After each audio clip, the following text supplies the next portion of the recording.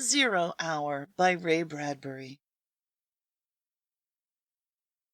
This story appeared in Planet Stories, fall of 1947. Extensive research by Project Gutenberg at Gutenberg.org did not uncover any evidence that the U.S. copyright on this publication was renewed. Oh, it was to be so jolly! What a game! Such excitement they hadn't known in years. The children catapulted this way and that across the green lawns, shouting at each other, holding hands, flying in circles, climbing trees, laughing. Overhead the rockets flew, and beetle cars whispered by on the streets, but the children played on. Such fun, such tremulous joy, such tumbling and hearty screaming.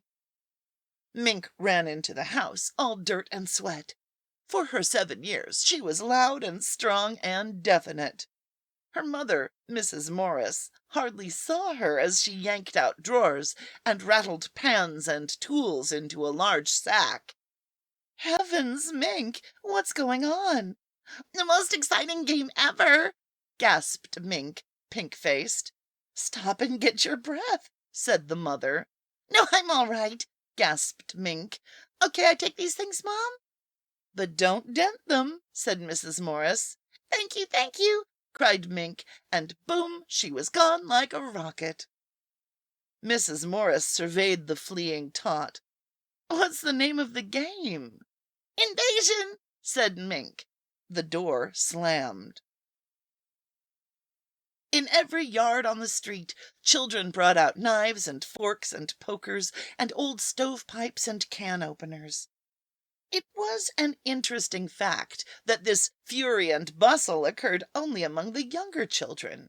The older ones, those 10 years and more, disdained the affair and marched scornfully off on hikes, or played a more dignified version of hide-and-seek on their own.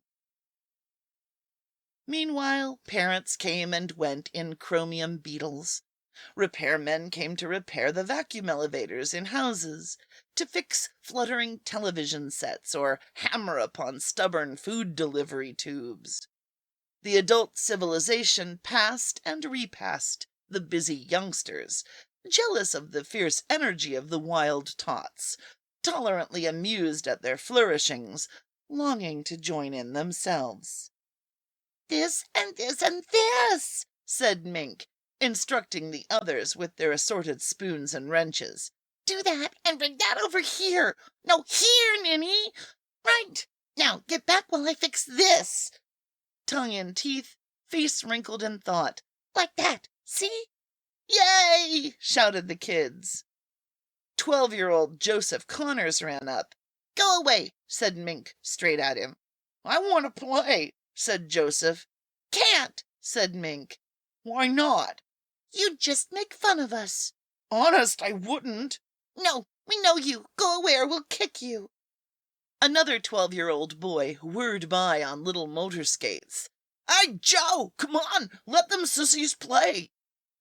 Joe showed reluctance and a certain wistfulness. "I want to play," he said. "You're old," said Mink firmly. "Not that old," said Joe sensibly. "You'd only laugh and spoil the invasion." The boy on the motor skates made a rude lip noise. "Come on, Joe, them and their fairies nuts." Joseph walked off slowly. He kept looking back, all down the block. Mink was already busy again. She made a kind of apparatus with her gathered equipment. She had appointed another little girl with a pad and pencil to take down notes in painful, slow scribbles. Their voices rose and fell in the warm sunlight. All around them the city hummed. The streets were lined with good, green, and peaceful trees. Only the wind made a conflict across the city, across the country, across the continent. In 1,000 other cities there were trees and children and avenues, businessmen in their quiet offices taping their voices or watching televisors. Rockets hovered like darning needles in the blue sky.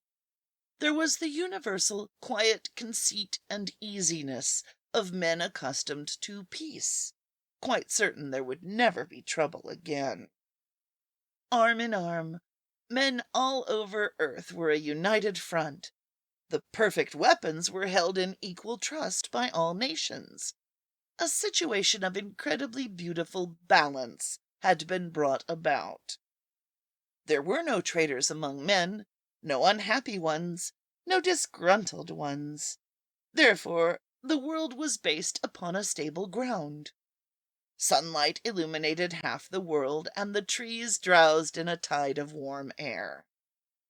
Mink's mother, from her upstairs window, gazed down. The children. She looked upon them and shook her head.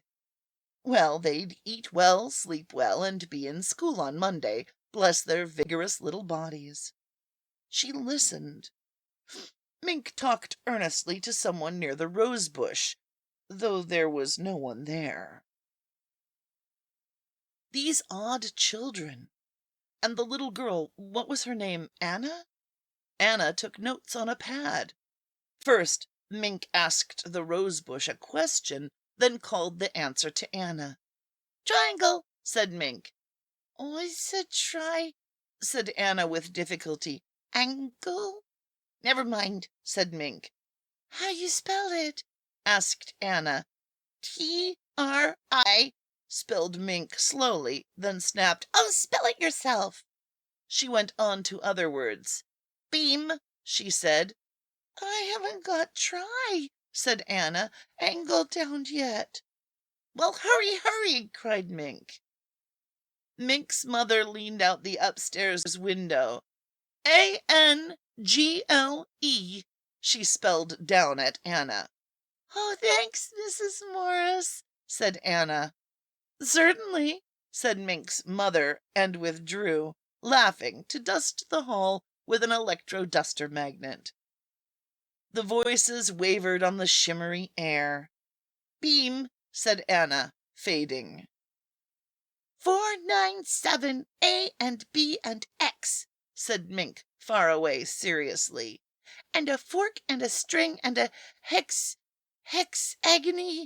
hexagonal." At lunch, Mink gulped milk at one toss and was at the door. Her mother slapped the table. "You sit right back down," commanded Mrs. Morris. "Hot soup in a minute." She poked a red button on the kitchen butler, and 10 seconds later something landed with a bump in the rubber receiver. Mrs. Morris opened it, took out a can with a pair of aluminum holders, unsealed it with a flick, and poured hot soup into a bowl. During all this, Mink fidgeted. "Hurry, Mom! This is a matter of life and death! Oh!" "I was the same way at your age. Always life and death, I know." Mink banged away at the soup. "Slow down," said Mom. "Can't," said Mink. "Drill's waiting for me." "Who's Drill? What a peculiar name," said Mom. "You don't know him," said Mink. "A new boy in the neighborhood?" asked Mom. "He's new, all right," said Mink. She started on her second bowl. "Which one is Drill?" asked Mom. "He's around," said Mink evasively. "No make fun. Everybody pokes fun. Gee darn." "Is Drill shy?" "Yes. No. In a way. Gosh, Mom, I gotta run if we want to have the invasion." "Who's invading what?" "Martians invading Earth. Well, not exactly Martians. They're, I don't know, from up." She pointed with her spoon. "And inside," said Mom, touching Mink's feverish brow. Mink rebelled. "You're laughing. You'll kill Drill and everybody." "I didn't mean to," said Mom. "Drill's a Martian?" "No, well, maybe from Jupiter or Saturn or Venus. Anyway, he's had a hard time." "I imagine." Mrs. Morris hid her mouth behind her hand. "They couldn't figure a way to attack Earth." "We're impregnable," said Mom in mock seriousness. "That's the word Drill used. That was the word, Mom." My, Drill's a brilliant little boy. 2-bit words." "They couldn't figure a way to attack, Mom. Drill says He says in order to make a good fight, you got to have a new way of surprising people. That way you win. And he says you also got to have help from your enemy. A fifth column, said Mom. Yeah, that's what Drill said. And they couldn't figure a way to surprise Earth or get help. No wonder. We're pretty darn strong, laughed Mom, cleaning up. Mink sat there staring at the table, seeing what she was talking about. Until one day, whispered Mink melodramatically, they thought of children. Well, said Mrs. Morris brightly, and they thought of how grown-ups are so busy, they never look under rose bushes or on lawns. Only for snails and fungus. And then there's something about dim-dims. Dim-dims? Dimensions. Dimensions. 4 of them. And there's something about kids under 9 and imagination. It's real funny to hear Drill talk. Mrs. Morris was tired. Well, it must be funny. You're keeping Drill waiting now. It's getting late in the day, and if you want to have your invasion before your supper bath, you'd better jump. Do I have to take a bath? Growled Mink. You do. Why is it children hate water? No matter what age you live in, children hate water behind the ears. Drill says I won't have to take baths, says Mink. Oh, he does he? He told all the kids that. No more baths, and we can stay up till 10 o'clock and go to 2 televisor shows on Saturday, instead of 1. Well, Mr. Drill better mind his P's and Q's. I'll call up his mother and... Mink went to the door. We're having trouble with guys like Pete Britz and Dale Jarrick. They're growing up. They make fun. They're worse than parents. They just won't believe in Drill. They're so snooty 'cause they're growing up. You'd think they'd know better. They were little only a couple of years ago. I hate them worst. We'll kill them first. Your father and I last? Drill says you're dangerous. Know why? 'Cause you don't believe in Martians. They're going to let us run the world. Well, not just us, but the kids over in the next block, too. I might be queen. She opened the door. Mom? Yes? What's logic? Logic? Why, dear, logic is knowing what things are true and not true. He mentioned that, said Mink. And what's impressionable? It took her a minute to say it. Why, it means... Her mother looked at the floor, laughing gently. It means to be a child, dear. Thanks for lunch. Mink ran out, then stuck her head back in. Mom, I'll be sure you won't be hurt much, really. Well, thanks, said Mom. Slam went the door. At 4 o'clock, the audio visor buzzed. Mrs. Morris flipped the tab. Hello, Helen, she said in welcome. Hello, Mary. How are things in New York? Fine. How are things in Scranton? You look tired. So do you. The children underfoot, said Helen.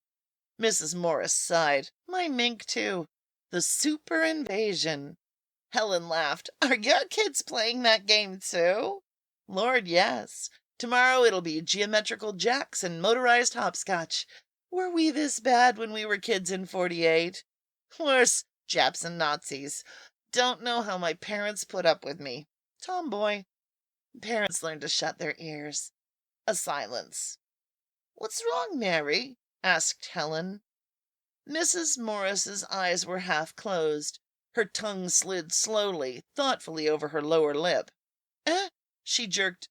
Oh, nothing. Just thought about that. Shutting ears and such. Never mind. Where were we? My boy Tim's got a crush on some guy named Drill, I think it was. Must be a new password. Mink likes him, too. Didn't know it got as far as New York. Word of mouth, I imagine. Looks like a scrap drive. I talked to Josephine, and she said her kids, that's in Boston, are wild on this new game. It's sweeping the country. At this moment, Mink trotted into the kitchen to gulp a glass of water.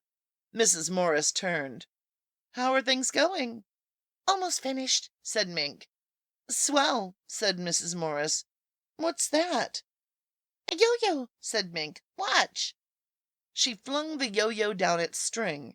Reaching the end, it vanished. See, said Mink. Oh! Dibbling her fingers, she made the yo-yo reappear and zip up the string. Do that again, said her mother. Can't. 0 hours 5 o'clock. Bye. Mink exited, zipping her yo-yo. On the audio visor, Helen laughed. Tim brought one of those yo-yos in this morning, but when I got curious, he said he wouldn't show it to me, and when I tried to work it finally, it wouldn't work. You're not impressionable, said Mrs. Morris. What? Never mind. Something I thought of. Can I help you, Helen? Oh, I wanted to get that black and white cake recipe.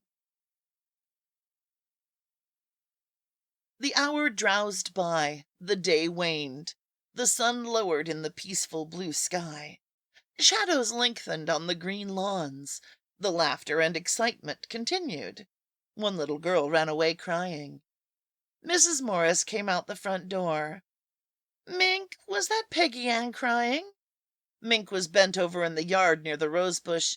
Yeah, she's a scare baby. We won't let her play now. She's getting too old to play. I guess she grew up all of a sudden. Is that why she cried? Nonsense. Give me a civil answer, young lady, or inside you come. Mink whirled in consternation, mixed with irritation. I can't quit now. It's almost time. I'll be good. I'm sorry. Did you hit Peggy Ann? No, honest. You ask her. It was something, well, she's just a scaredy pants. The ring of children drew in around Mink, where she scowled at her work, with spoons and a kind of square-shaped arrangement of hammers and pipes. There and there, murmured Mink. What's wrong? Said Mrs. Morris. Drill's stuck halfway. If we could only get him all the way through, it'll be easier. Then all the others could come through after him. Can I help? No, thanks. I'll fix it. All right. I'll call you for your bath in half an hour. I'm tired of watching you. She went in and sat in the electric relaxing chair, sipping a little beer from a half-empty glass. The chair massaged her back. Children, children. Children and love and hate side by side. Sometimes children loved you, hated you, all in half a second. Strange children. Did they ever forget or forgive the whippings and the harsh, strict words of command? She wondered. How can you ever forget or forgive those over and above you, those tall and silly dictators? Time passed. A curious, waiting silence came upon the street, deepening. 5 o'clock. A clock sang softly somewhere in the house, in a quiet, musical voice. 5 o'clock, 5 o'clock, time's a-wasting, 5 o'clock, and purred away into silence. Thanks, Alexa. 0 hour. Mrs. Morris chuckled in her throat. 0 hour. A beetle car hummed into the driveway. Mr. Morris. Mrs. Morris smiled. Mr. Morris got out of the beetle, locked it, and called hello to Mink at her work. Mink ignored him. He laughed and stood for a moment watching the children in their business. Then he walked up the front steps. Hello, darling. Hello, Henry. She strained forward on the edge of the chair, listening. The children were silent. Too silent. He emptied his pipe, refilled it. Swell day. Makes you glad to be alive. Buzz. What's that? Asked Henry. I don't know. She got up suddenly, her eyes widening. She was going to say something. She stopped it. Ridiculous. Her nerves jumped. Those children haven't anything dangerous out there, have they? She said. Nothing but pipes and hammers. Why? Nothing electrical? Heck no, said Henry. I looked. She walked to the kitchen. The buzzing continued. Just the same, you'd better go tell them to quit. It's after 5. Tell them... Her eyes widened and narrowed. Tell them to put off their invasion until tomorrow. She laughed nervously. The buzzing grew louder. What are they up to? I'd better go look, all right. The explosion. The house shook with dull sound. There were other explosions in other yards on other streets. Involuntarily, Mrs. Morris screamed. "Up this way!" she cried, senselessly, knowing no sense, no reason. Perhaps she saw something from the corners of her eyes. Perhaps she smelled a new odor or heard a new noise. There was no time to argue with Henry to convince him. Let him think her insane. Yes, insane. Shrieking, she ran upstairs. He ran after her to see what she was up to. "In the attic!" she screamed. "That's where it is!" It was only a poor excuse to get him in the attic in time. Oh God, in time. Another explosion outside. The children screamed with delight, as if at a great fireworks display. "It's not in the attic!" cried Henry. "It's outside!" "No, no!" Wheezing, gasping, she fumbled at the attic door. "I'll show you! Hurry, I'll show you!" They tumbled into the attic. She slammed the door, locked it, took the key, threw it into a far cluttered corner. She was babbling wild stuff now.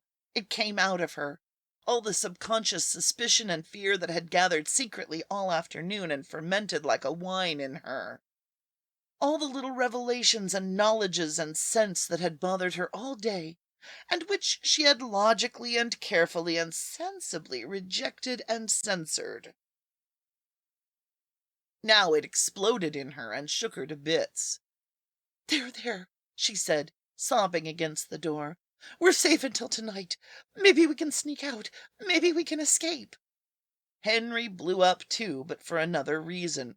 "Are you crazy? Why'd you throw that key away? Damn it, honey!" Yes, I'm crazy, if it helps, but stay here with me." "I don't know how in hell I can get out." "Quiet! They'll hear us. Oh God, they'll find us soon enough." Below them, Mink's voice. The husband stopped. There was a great universal humming and sizzling, a screaming and giggling. Downstairs, the audio televisor buzzed and buzzed insistingly, alarmingly, violently. "Is that Helen calling?" thought Mrs. Morris. "And is she calling about what I think she's calling about?" Footsteps came into the house. Heavy footsteps. "Who's coming in my house?" demanded Henry angrily. "Who's tramping around down there?" Heavy feet. 20, 30, 40, 50 of them. 50 persons crowding into the house. The humming, the giggling of the children. "This way!" cried Mink below. "Who's downstairs?" roared Henry. "Who's there?" "Hush! Oh, no," said his wife weakly, holding him. "Please be quiet. They might go away." "Mom!" called Mink. "Dad!" A pause. "Where are you?" Heavy footsteps. Heavy, very heavy footsteps came up the stairs, Mink leading them. "Mom!" A hesitation. "Dad?" A waiting, a silence. Humming. Footsteps toward the attic. Mink's first. They trembled together in silence in the attic, Mr. and Mrs. Morris. For some reason the electric humming, the queer cold light suddenly visible under the door crack, the strange odor and the alien sound of eagerness in Mink's voice finally got through to Henry Morris, too. He stood shivering in the dark silence, his wife beside him. "Mom! Dad!" Footsteps, a little humming sound. The attic lock melted. The door opened. Mink peered inside. Tall blue shadows behind her. "Peek-a-boo," said Mink.